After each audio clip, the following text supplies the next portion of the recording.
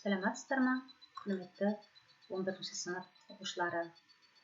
Біз бүгін қазақ әдебиеті сабағы бойынша қашықтықтан оқу сабағын бастаймыз. Бүгінгі сабағымыздың тақырыбы Әбіш Кекілбаевтың өмірі мен шығармашылығы, Үркер тарихи романы. Сабақтың мақсаты Әбіш Кекілбаевның өмірі мен шығармашылығын тану, Үркер романының тақырыбы мен идеясын анықтау. Құрметті оқушылар, біз бүгінгі сабағымызда қазақтың көрнекті жазушысы, қоғам қайраткері, Қазақстан Республикасы парламентінің сенат депутаты Әбіш Кекілбаевтың өмірі, шығармашылығымен танысамыз. Сонымен қатар Үркер романымен танысатын боламыз. Жазушының өміріне тоқталатын болсақ, Әбіш Кекілбайұлы 1939 жылы 6 желтоқсан күні Маңғыстау облысының Маңғыстау ауданындағы Оңды ауылының Мырзайыр деген жерінде дүние есігін ашқан екен. Әбіштің әкесі Кекілбай 1942 жылы соғысқа алынып, майданда 3 рет жараланып, Сталинград маңында қайтыс болған. Ал арғы атасы Жаңайұлы Қожаназар қазақтар көшін Маңғыстауға бастап келушілердің бірі болған екен. Ол белгілі, білікті, беделді, дәулетті адам болған. Әбіш Кекілбайұлының анасы Айсәуле Жұмабайқызы да дәулетті, ел ішінде аты шыққан бидің отбасында дүниеге келіп тәрбиеленген. Жазушымыз әдебиетке құмарлығын мектеп қабырғасында жүріп бастаған. Әбіш Кекілбаевтың қызмет жолына тоқталатын болсақ, ол 1957 жылы Қазақ мемлекеттік университетінің филология факультетіне түседі. Университетте әдебиет бірлестігін басқарып, жас талаптар шоғырын жарыққа шығарады. Ол соңғы курста оқып жүріп, Қазақ әдебиеті газетінде қызмет атқарады. Ал 1970-1975 жылдар аралығында Қазақфильм студиясында бас редактор болып, 1992-1993 жылдар аралығында Егемен Қазақстан газетінің бас редакторы қызметін атқарады. Сонымен қатар 2002 жылдан бастап Қазақстан Республикасының парламенті сенатының депутаты болып қызмет жасайды. Әбіш Кекілбайұлының алғашқы өлеңдер жинағы «Алтын шуақ» деген атпен 1962 жылы жарық көрсе, «Бір шөкім бұлт» деп аталатын жинағы 1965 жылы жарық көреді. Сонымен қатар жазушының Үркер, Елең алаң романдары қазақ әдебиетінің үлкен табысы ретінде бағаланып, Қазақ КСР мемлекеттік сыйлығын алады. Әбіш Кекілбаевтың осындай елеулі еңбектерінің арқасында ол көптеген марапаттарға ие болады. Атап айтатын болсақ, Қазақстанның еңбек ері, Отан ордені, Назарбаев ордені, Қазақстан Республикасы тәуелсіздігіне 10 жыл медалі, Қазақстанның халық жазушысы деген марапаттармен марапатталған екен. Оның шығармашылығына тоқталатын болсақ, көптеген жаңа шығармалары бар. 1974 жылы «Дәуірмен бетпе-бет сын мақалалары» жинағы жарық көрген екен.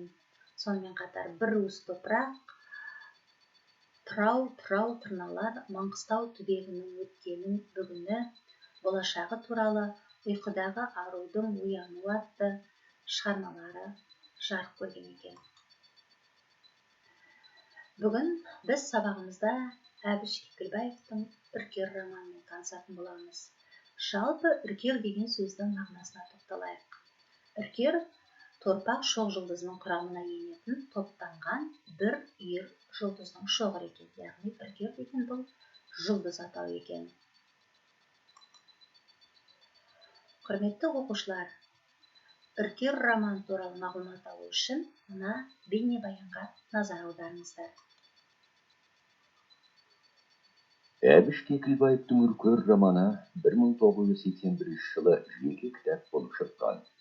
Жазушы Үркер романында мүмкіндігінше тарихи деректің ала жібін аттамауға, нақты тарихи ситуацияның өз драматизмін әсірелеусіз көрсетуге күш салдым деп жазады.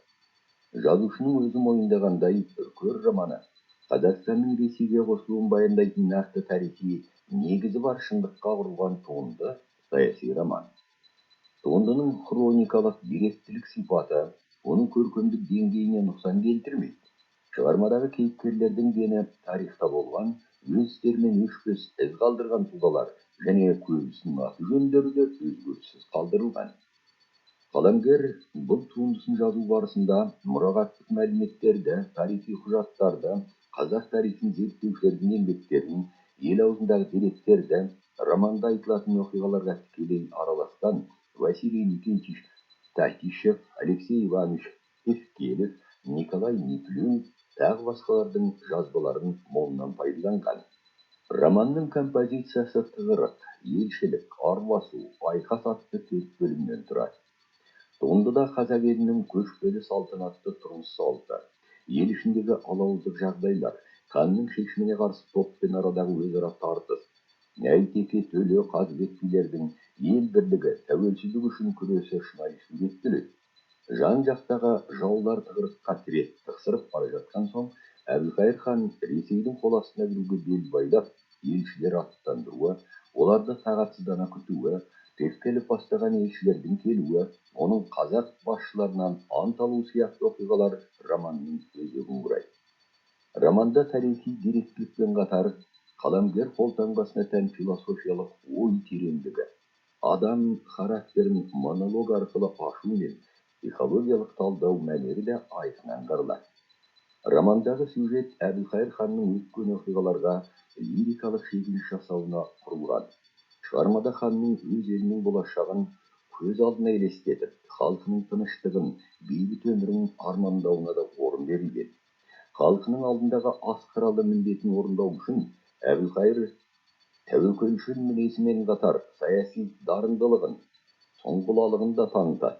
Елді басқару ісін жетік меңгерген хан аталарынан келе жатқан тақ мұрагерлігінде назарынан тыс жібермеуге тырысады.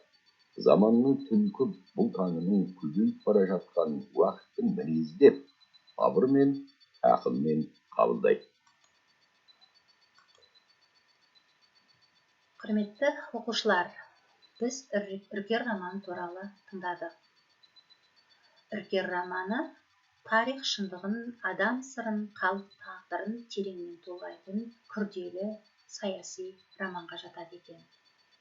Олай болса, романның тақырыбы мен идеясын анықтап көрейік.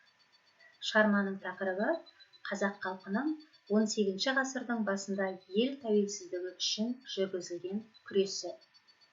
Ал идеясына тоқталсақ, идеясы ел мен жердің тұтастығы мен тәуелсіздігін сақтау. Үркер романы 4 бөлімнен тұрады екен.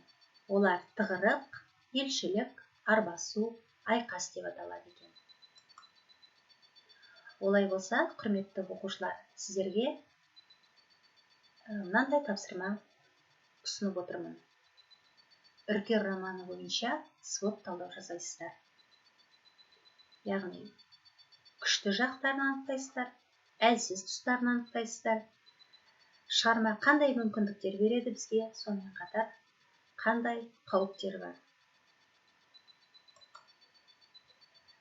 Құрметті оқушылар, сабақтың соңында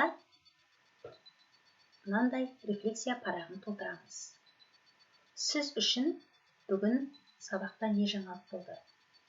Және қандай тосын жермен таныстыңыздар? Бүгінгі сабақта не үйрендіңіздер? Берілген тапсырмаларды орындап, WhatsApp мобильдік қосымшасы арқылы жіберулеріңізді сұраймын. Осымен бүгінгі сабағымыз аяқталды. Келесі кездескенше сау болыңыздар.